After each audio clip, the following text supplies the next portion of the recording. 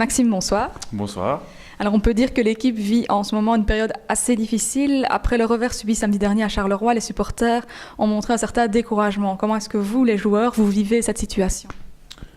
C'est difficile pour nous aussi, je pense. Quand on voit nos supporters quitter le terrain, évidemment, c'est pas agréable. Mais en même temps, dans un autre sens, on mérite pas mieux. Donc, je les comprends aussi.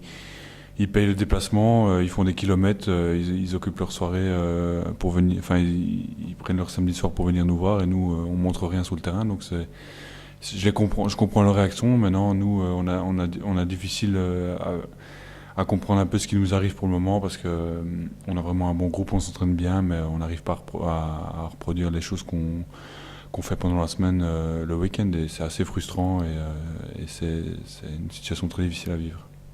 Et comment est-ce que vous envisagez la suite du championnat? Voilà, on voit bien que la saison est un peu pourrie pour tout le monde, que ce soit pour les joueurs, le coach, le management et pour les supporters. Donc maintenant, il faut essayer de prendre des choses positives. On a vu que les 3 jeunes on peut participer un petit peu au match de samedi. On pourrait peut-être en tirer un enseignement, les faire grandir pour le futur. Maintenant, on va essayer d'arracher des victoires, on va essayer de retrouver un peu de plaisir à jouer aussi pour nous, un peu de fierté aussi. Et je pense que dès qu'on aura accroché une petite victoire en plus, le moral sera différent.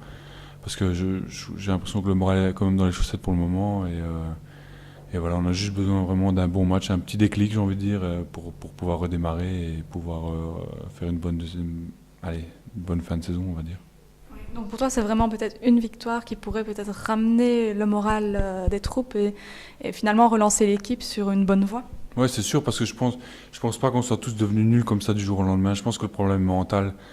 Donc à partir du moment où on arrive à avoir ce déclic comme on l'a eu contre Anvers, et les matchs qui ont suivi étaient nettement meilleurs, parce que Mons on aurait dû gagner, mais on a perdu sur la fin parce qu'on n'a pas tenu le match. Mais je veux dire, c'était un déclic, et on a eu une bonne réaction par après. On a peut-être besoin à nouveau d'un déclic comme ça pour sortir un peu de cette très mauvaise passe. Donc voilà.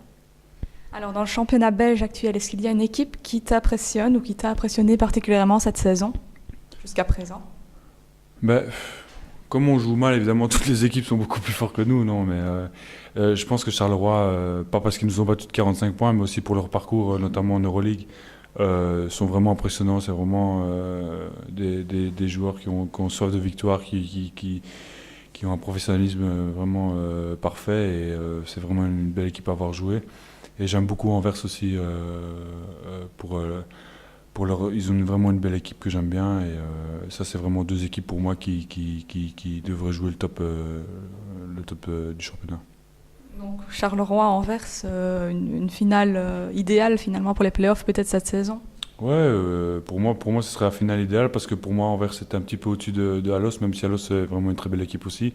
Mais je trouve que l'équipe d'Anvers est vraiment très bien balancée. Pour moi, Charleroi reste au-dessus du lot, mais Anvers est un petit peu en dessous, et pour moi est une très belle équipe. Alors le prochain match que nous allons jouer nous opposera à Gand, un adversaire que l'on pourrait qualifier d'accessible par rapport à ce qu'on a vécu précédemment. Mais selon toi, quels sont les éléments que notre équipe devra vraiment avoir en tête avant de monter sur le terrain?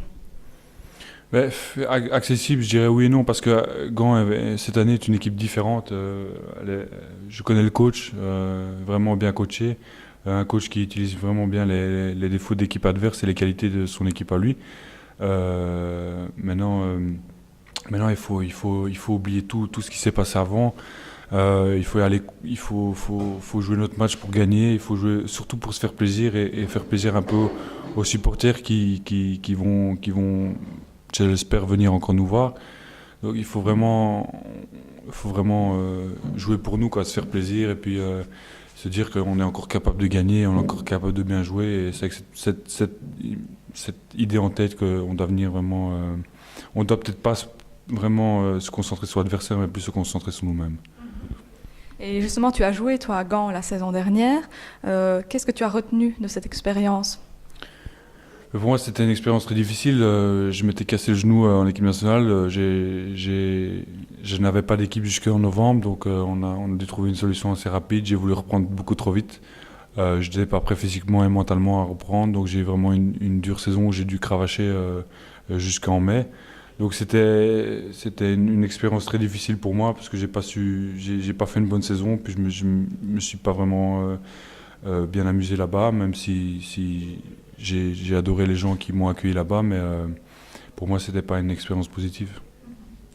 Alors maintenant, on va passer à la deuxième partie, la partie people. Alors, à notre connaissance, et contrairement à bon nombre de tes coéquipiers, tu n'as pas de tatouage. Est-ce que tu confirmes cette information? Ouais, je confirme. Non, j'en ai pas. C'est quelque chose qui m'attire pas du tout. Je pense pas que j'en aurai un dans ma vie. C'est pas quelque chose qui a un sens pour moi. Je sais que d'autres personnes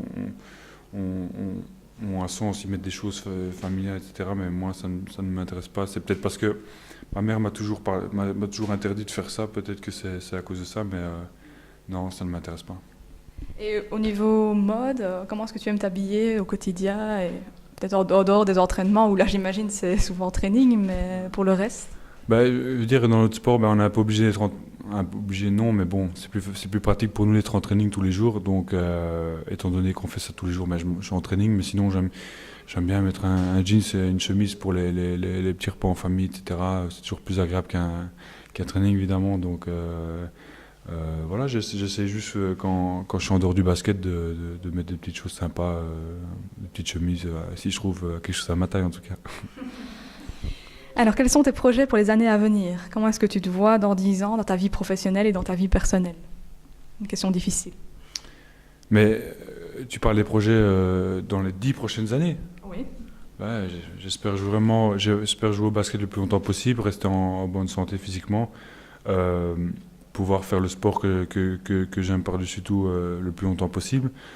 Et voilà, toujours être dans le basket jusque j'en ai marre, quoi. Donc pour après ma carrière, j'espère rester aussi dans le monde du basket, mais peut-être pas forcément en coach, mais plutôt un rôle de manager de club ou parce que je remarque que le coaching est de plus en plus rigoureux et difficile, et peut-être que prendre le coaching directement après être joueur, c'est peut-être pas le chemin à faire.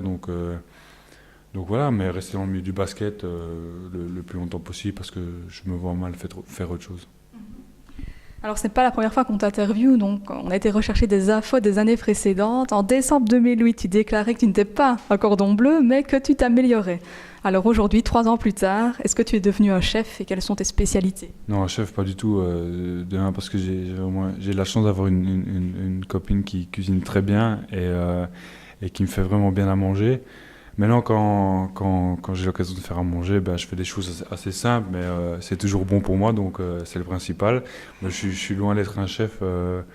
Je suis loin d'être un chef, mais tant que moi ça me fait plaisir et tant que c'est bon pour moi, ben, je ferai pas un repas pour 20 personnes, mais voilà, mais je suis très content que ma copine cuisine très bien et qu'elle continue à faire aussi bien manger.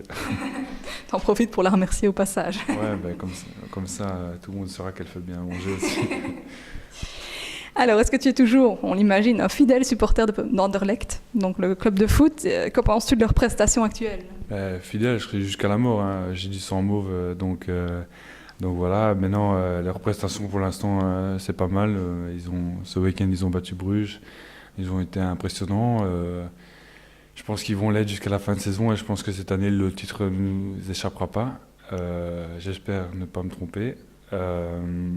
Et voilà, et je le dis, Anderlecht, ce sera jusqu'à ma mort parce que depuis que je suis tout petit, je suis Anderlechtois, donc ça ne changera jamais. Alors, est-ce que tu as l'occasion de suivre d'autres sports à la télévision, à part le football et peut-être le basket? Est-ce qu'il y a d'autres sports qui t'intéressent ou des sportifs dont tu serais fan? Je regarde beaucoup de sports à la TV, c'est un peu normal. Je regarde un peu de tout, du tennis, que ce soit... dès qu'il y a un peu les informations sportives, je les regarde. Mais si j'ai vraiment un modèle sportif, ben, c'est Roger Federer, parce que c'est vraiment un modèle... comment expliquer ça? C'est vraiment un modèle de perfection pour moi, quelqu'un de très, très gai à regarder jouer, et surtout qui est humble, qui a le talent, qui fait tout pour réussir, et c'est vraiment le modèle parfait du sportif, j'ai envie de dire. Et voilà, c'est quelqu'un que je respecte beaucoup pour sa carrière, Et chaque fois qu'ils jouent, j'essaie de suivre ça attentivement. Et sinon, j'essaie de suivre un peu tous les sports, que ce soit même en Belgique dans les niveaux un peu plus bas, le football, etc. Je suis un peu de tout et j'aime bien un peu me tenir au courant de toutes les actualités sportives et voilà. Alors pour terminer, qu'aimerais-tu dire aux supporters de vous Verviers Pasteur? Ben voilà, je sais que c'est une saison difficile pour vous, ça l'est aussi pour nous. Seulement moi je sais que je vous connais bien maintenant, je sais que vous êtes les meilleurs de Belgique, je sais que c'est difficile mais malgré tout on a besoin de vous à chaque match et, et j'espère qu'on changera un petit peu ce qui se passe actuellement pour vous faire retrouver le sourire et surtout un peu de bonheur. Donc voilà. Mais malgré tout ce qui se passe, vous êtes toujours les meilleurs et voilà. Merci. Merci.